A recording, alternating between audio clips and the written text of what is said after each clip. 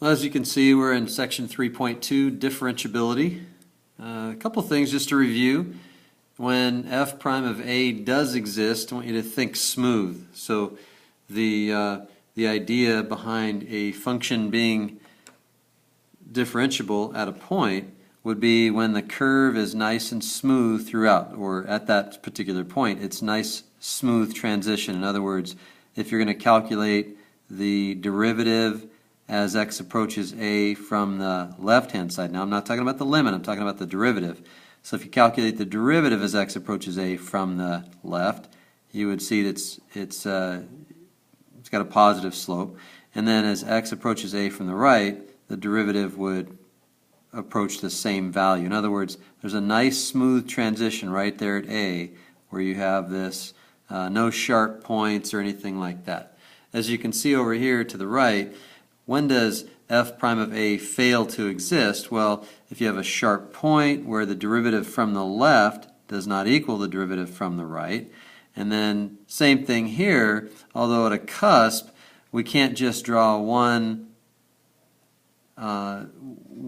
tangent line to the graph. In other words, through that point right there, we could draw an infinite number of tangent lines, and so there would not be just one derivative. Remember, the one derivative would be the slope of the tangent line.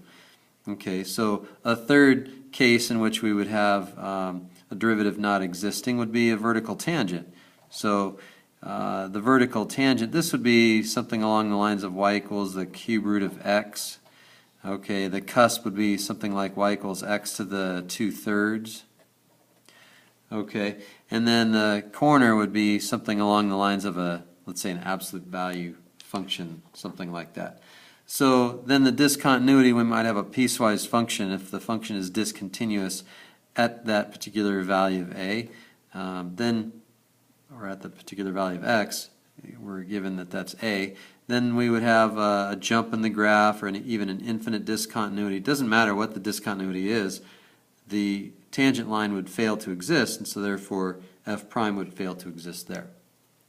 Okay, so those are the four cases in which f prime fails to exist. So those are the four cases that you'll want to know. And again, for a function to be differentiable, it has to be smooth. So these are typically pretty common sense type definitions, and it's typically pretty easy to tell when a function fails to have a derivative at a particular point, but it's things to keep in mind, and then let's go ahead and transition into a couple of theorems that present themselves in this section. Theorem number one, if a function does happen to be differentiable through over an entire interval, then we would say that we already know that the function is continuous there. So in other words, differentiability implies continuity. So this is the theorem here. If it has a derivative at a, then we already know that it's continuous. So you don't ever have to say the function is differentiable and continuous. Okay. For theorem 2, the intermediate value theorem, this is one that I skipped over in chapter 2, where if y equals f of x is continuous, so the hypothesis of the theorem is that if y equals f of x is continuous on a closed interval a to b, okay, so just like down here in the diagram, from a to b the function is continuous, then f of x takes on every value in between f of a and f of b. So the values of the function, we know for sure that you can't get from Edison to Sheep Hills without crossing the Santa Ana River Trail. So if this is your Santa Ana River Trail right here, if you walk across from Edison to, again, Sheep Hills, you're going to cross that Santa Ana River Trail. Okay, so that's all that this theorem says. It's a lot of words. These are what I call the common sense theorems. Okay, we know for sure that to get from f of a to f of b, you have to go through every value of f of x between these two values, f of a and f of b. Now that also works for, I put that here, it works for f prime of x also. So if f prime of a, and over, again, a closed interval from a to b, as long as the function is differentiable though from a to b, and so that we have to add the word differentiable as well, continuous and differentiable, or just differentiable over the interval from a to b, then whatever f prime of a is, it has a value, and then whatever f prime of b is has a value. Well, f prime of x will have to take on every value between f prime of a and f prime of b. We're going to work more with those in later chapters, or actually as we get ready for the AP exam. But it's things to keep in mind. You see problems creep up from time to time. So I know that's 5.5 minutes of kind of setup for this particular lesson. And let's do a couple problems here. We've got a function here. We've got a piecewise function. We can see the first piece is listed here, x squared plus 1 is the function. And then the other piece here is y equals x plus 1.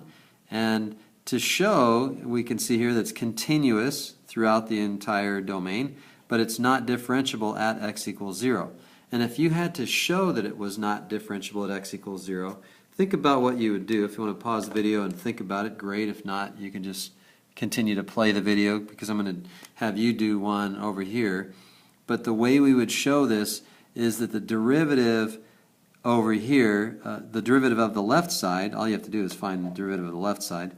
We can say y prime left, okay, and when I say left, I mean left of x equals 0, okay. So y prime left would be 2x, so we know the derivative rules for finding the derivative of a power function. And so y prime left is 2x, and y prime left at, so then therefore y prime at 0 would be 2 times 0, which gives us 0, okay. And then y prime right, let me use a different color for that, y prime right, and let's do that up here, y prime right would be y prime of this function here, or this piece of the function, to the right of 0, and that would be just 1, because we know the derivative of x plus 1 is 1. Okay, well, there you go. So the slope from the right, or the derivative right there at 0 from the right, would be 1, and the derivative of this piecewise function to the left of 0 would be 0. Okay, so this is coming in for a landing here, and then in other words, the derivative from the left, like I said, is 0, and the derivative from the right is 1. So if these two derivatives equal each other, then we would say that the function is differentiable at 0. But here we can see we have a sharp point, or a sharp corner, or just a corner, and therefore that's the reason why it's not differentiable at 0. Okay, and then this particular example here, the second one, this function shows that it's neither continuous nor differentiable at x equals 0.